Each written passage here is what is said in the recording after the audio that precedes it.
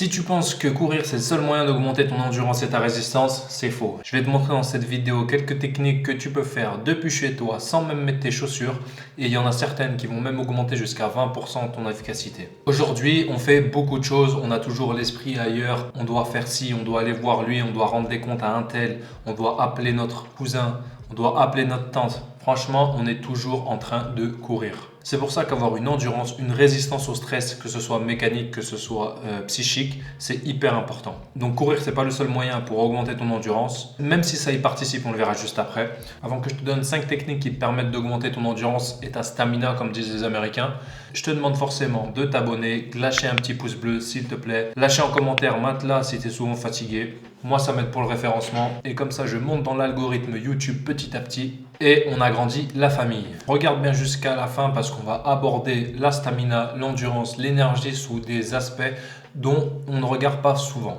Donc la première chose que tu peux faire déjà, c'est respirer par le nez. Et oui, effectivement, quand on respire par le nez, ça a été prouvé, ça augmente jusqu'à 20% notre efficacité respiratoire. L'assimilation de l'oxygène qui passe par le nez, en fait, elle est bien plus intéressante que quand l'air passe par la bouche. Quand tu inspires par le nez, en fait, dans le nez, on a des micropoles qui vont venir filtrer l'air. Et donc, quand il va arriver dans le poumon, en fait, l'air sera déjà presque pur. Alors que quand tu respires par la bouche, il rentre, ok, plus vite, il y en a plus qui rentrent, mais du coup, il est moins filtré. Donc, du coup, ton poumon va devoir plus travailler pour justement sélectionner l'oxygène et après pouvoir l'envoyer dans tes muscles. Donc si tu commences à respirer par le nez et pas uniquement quand tu fais du sport, mais même dans la vie de tous les jours, si tu habitues ton corps à faire ça, petit à petit tu vas pouvoir développer une meilleure capacité respiratoire et donc tu seras plus apte à répondre à des petits défis du quotidien comme soulever des petits trucs et même juste améliorer ton humeur, améliorer ta sensation, bref augmenter ta résistance et ton énergie. Parce que du coup tu pourras faire la même quantité de travail en faisant moins d'efforts.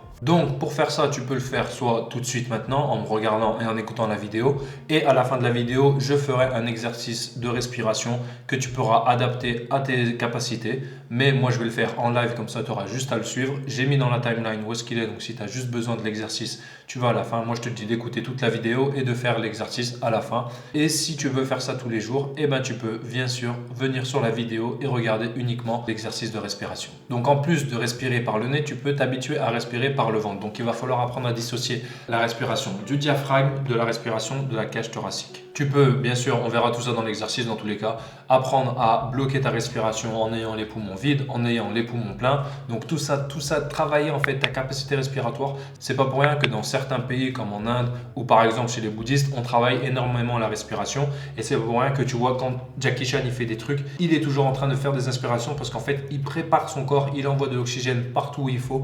Et enfin, c'est pour ça que ça décuple ses capacités. En deuxième, on a comment tu prends soin de ton corps en général. Donc on a toute la nutrition. Donc forcément, tout ce qui est sucre industriel, tout ce qui est aliments transformés, tout ce qui est junk food, tout ce qui est trop sucré, trop salé, trop gras, tout ça, tu peux essayer de le réduire et même de l'enlever. Mange plus de fruits, mange plus de protéines, mange plus de fibres, mange des aliments que toi-même tu cuisines, que toi-même tu as touché, parce que comme ça, ton corps, rien qu'en touchant les aliments, tu vas améliorer ton assimilation. Donc avec tout ça, tu vas diminuer tes pics de glucose, tu auras une énergie bien plus stable tout au long de la journée. Et bien sûr, dors suffisamment. Donc dors entre 7 et 8 heures de sommeil. Si tu as besoin de plus, dors plus. Arrange-toi pour dormir avant minuit si tu peux. Donc tu peux le matin faire une petite séance de sport par exemple ou faire des exercices de respiration.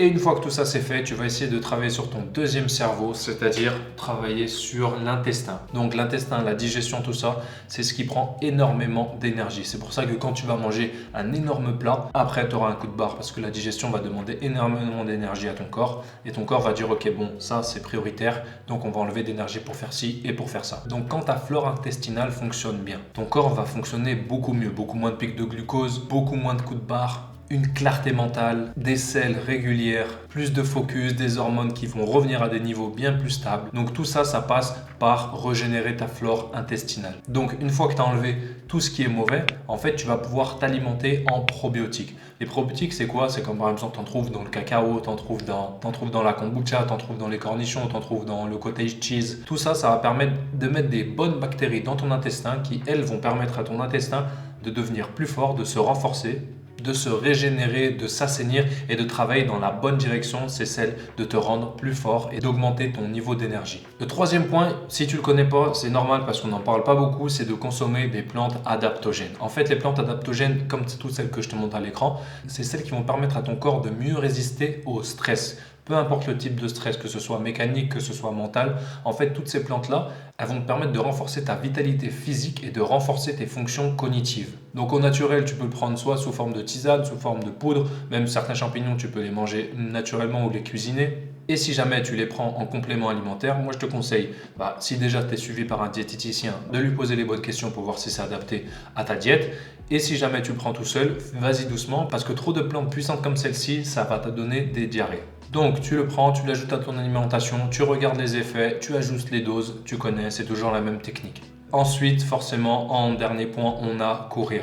Si c'est aussi connu que ça, c'est pas pour rien. Après, c'est pas courir pour courir, ça dépend si tu prépares le marathon, si tu prépares un sprint, si tu fais de la calisthénie comme moi, tout va dépendre de tes objectifs. Pour nous qui font de la calisthénie et qui travaillons la force, si on fait des exercices d'intervalle training, c'est le meilleur, c'est le plus adapté parce que c'est ce qui va prendre le moins de temps et ce qui va nous donner plus de résultats. Donc quand on dit intervalle, qu'est-ce que c'est? C'est alterner entre des temps de course faibles et des temps de course à haute intensité. Moi, j'ai fait de l'athlétisme pendant des années à haut niveau et j'ai fait du sprint, donc je sais exactement de quoi je parle. Donc je ferai une vidéo dédiée sur l'échauffement. Donc pour t'échauffer, tu pourras partir une dizaine de minutes avec tu cours à un rythme vraiment faible juste pour commencer à développer ta capacité respiratoire. Et ensuite, tu vas faire des intervalles, par exemple des 15, des 30 secondes où tu vas accélérer le rythme et ensuite tu récupères sur 15 à 30 secondes à une vitesse faible et tu recommences et tu répètes tout ça. Donc pourquoi l'intervalle training? Parce que c'est celui qui va venir maximiser en termes de temps tes capacités cardiovasculaires. Parce que quand tu vas commencer à accélérer, ton cœur va devoir s'adapter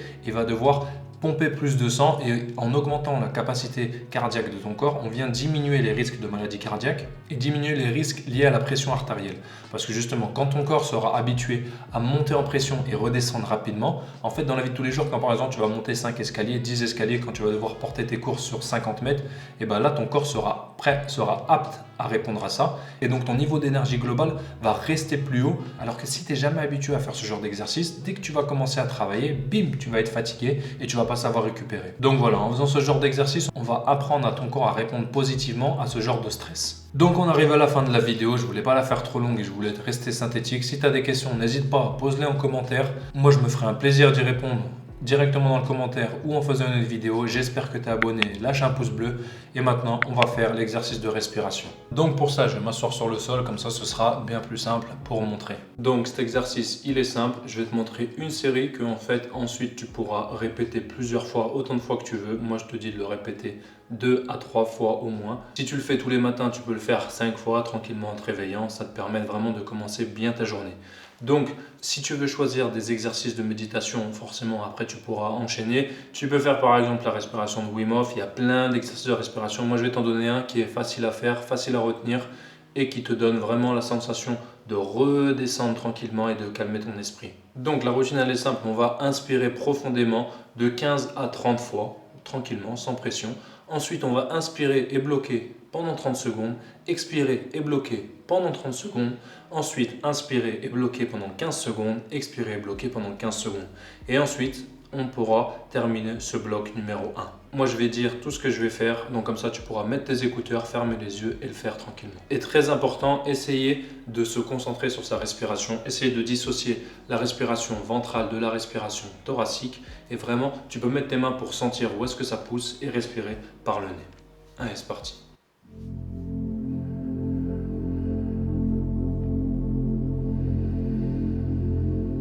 Un, 2,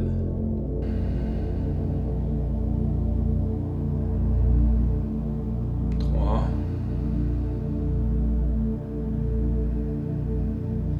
4,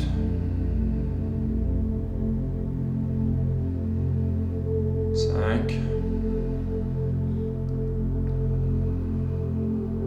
6, 7, 8, 9,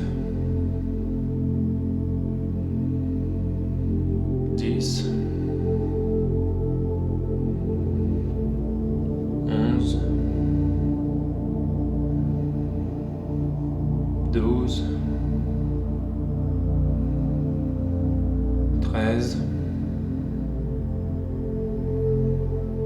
14 et 15. Ensuite, on inspire et on bloque pendant 30 secondes. C'est parti.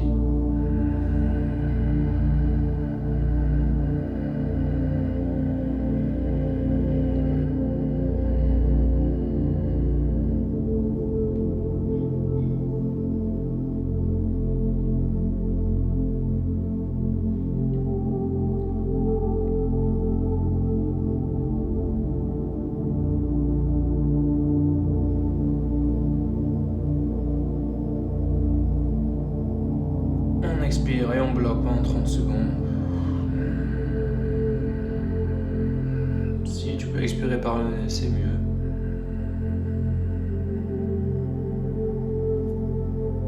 On bloque.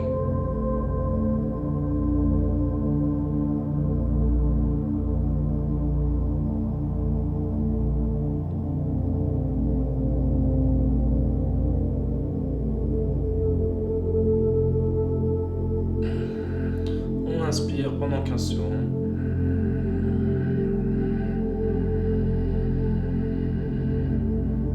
On bloque.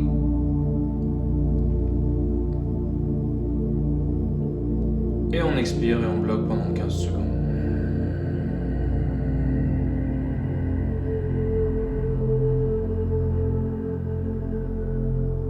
On bloque.